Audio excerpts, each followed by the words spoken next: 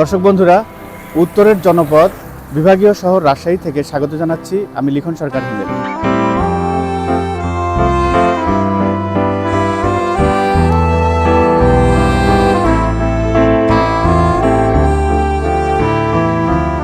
পরিচ্ছন্ন এবং বিশুদ্ধ বাতাসের শহরে বসবাস করি।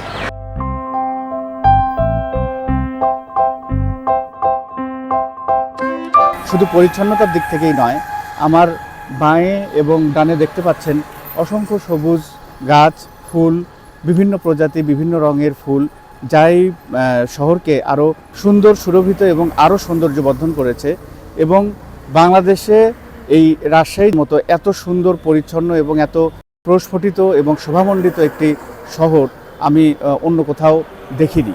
এই শহরটি অবশ্যই বাংলাদেশের জন্য একটি উদাহরণ হয়ে থাকবে অন্যান্য জেলা শহরের জন্য।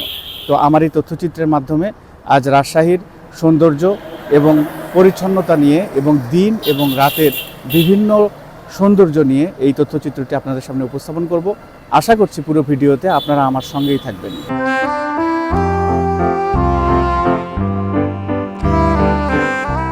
অবকাঠামো থেকে সেবা, সৌন্দর্য ও উন্নয়নে আমূল বদলে যাওয়া এক স্বপ্নীল নগরীর নাম রাজশাহী। কেন্দ্রের চাওয়া আর প্রান্তের সঠিক বাস্তবায়নে পদ্মাপাড়ের এই জনপদ এখন আধুনিক নগরের প্রতিচ্ছবি। দেশের উত্তরাঞ্চলের প্রাচীন শিক্ষা নগরী রাজশাহী প্রায় 97 বর্গ কিলোমিটারের এই জনপদে 10 লাখের বেশি মানুষের বসবাস।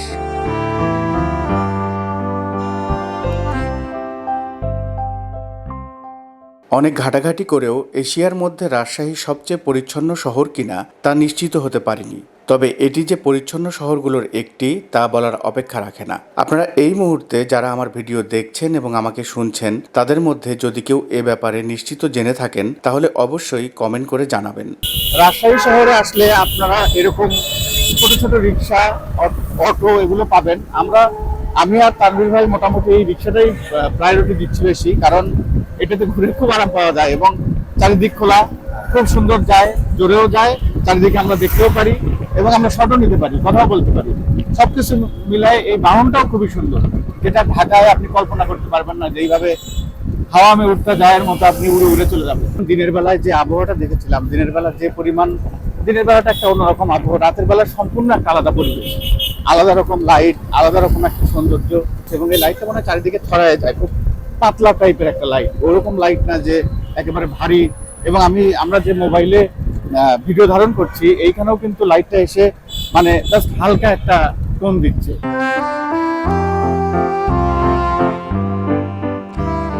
দিন পেরিয়ে রাত নামলেই যেন রূপের নতুন জানালা খোলে এই মহানগর। কারুকার্যময় আলোকায়ন ছড়াচ্ছে সৌন্দর্য।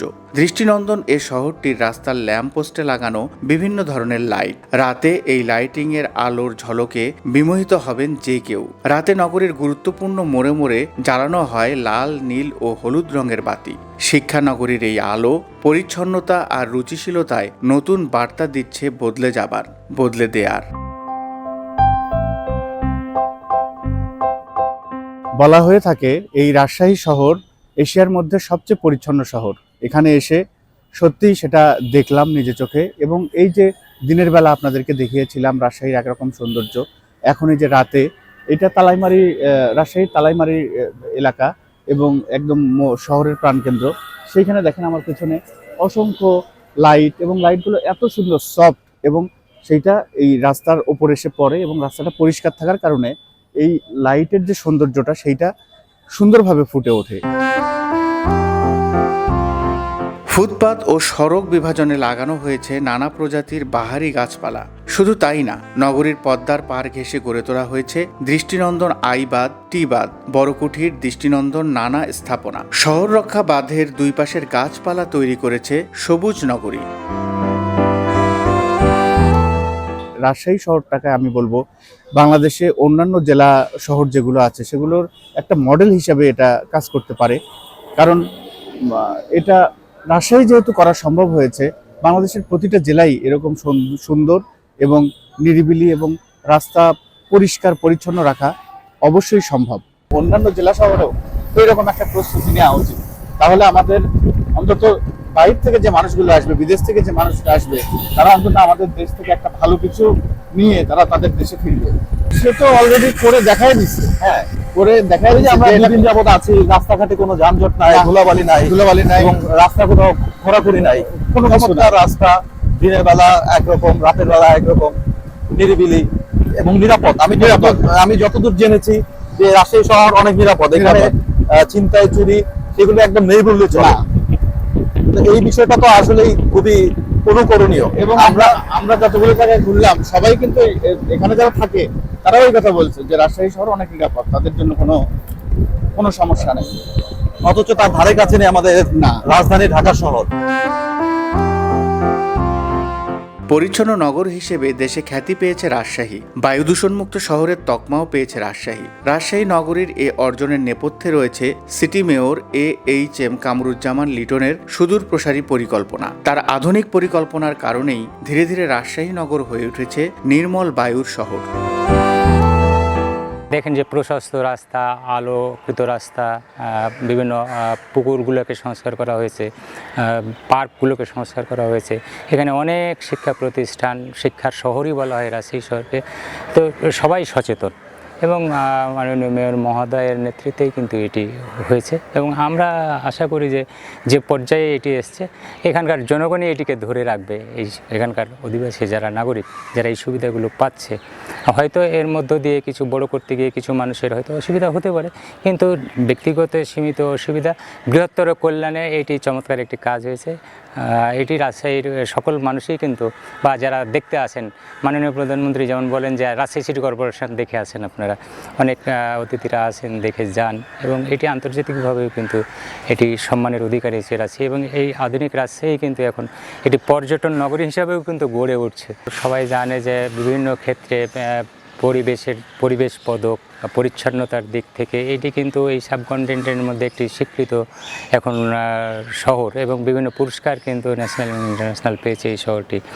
এই শহরের মূল যিনি কারিগর এই সব পরিকল্পনার, তিনি হচ্ছেন রাজশাহী সিটি কর্পোরেশনের বর্তমান মেয়র, মাননীয় মেয়র AHM খায়রুজ্জামান লিটন মহোদয়, যার পিতা হচ্ছে জাতীয় চার নেতার অন্যতম শহীদ AHM কামারুজ্জামান হেনা।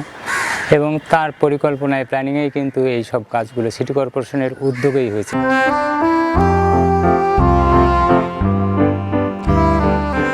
আগে রাস্তার পাশে পড়ে থাকতো গৃহস্থালী বর্জ্য, এখন সেই দিন বদলেছে। প্রতিদিনই রাজশাহী সিটি কর্পোরেশনের লোকজন বাসাবাড়িতে গিয়ে বাঁশিতে ফু দেন। পরিচ্ছন্নতা কর্মীর বাঁশি পেয়ে গৃহস্থলীর বর্জ্য নিয়ে বাইরে বের হন বাসাবাড়ির লোকজন। এরপর নগরীর বর্জ্য এনে সেকেন্ডারি ট্রান্সফার স্টেশনে এনে ফেলে দেন তারা। সেখান থেকে আরেক দল কর্মী তা ময়লা ফেলার স্থানে নিয়ে যান। মূলত এই অভিযান পরিচালনা করার কারণেই রাজশাহী হয়ে উঠেছে দেশের অনন্য পরিচ্ছন্ন নগরী। নগরীর বর্জ্য অপসারণের সঙ্গে প্রায় ১৫০০ কর্মী যুক্ত আছেন।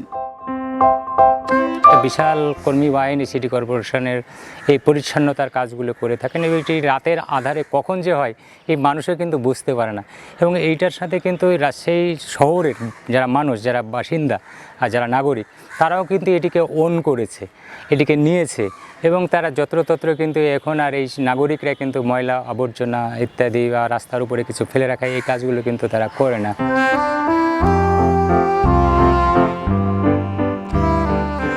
শহরের পরিচ্ছন্নতা বজায় রাখতে দেয়াল, ব্যানার, ফেস্টুন লাগানো নিষিদ্ধ করা হয়েছে। ফুটপাতে বিকেল ৪টার আগে কোনো প্রকার অস্থায়ী ভ্যান, দোকান, ফেরিওয়ালার বসার অনুমতি নেই। শুধুমাত্র ঘোষণা করে থেমে থাকেনি সিটি কর্পোরেশন, দিন রাত কড়া নজরদারি রাখা হয়।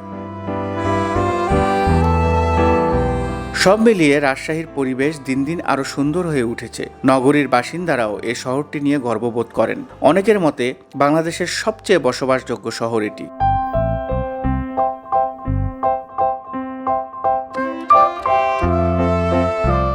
দর্শক বন্ধুরা, ভিডিওটি কেমন লাগলো কমেন্ট করে জানাবেন। যদি ভালো লেগে থাকে তাহলে লাইক, শেয়ার করে আমার চ্যানেলের পাশে থাকার আবদার রইল।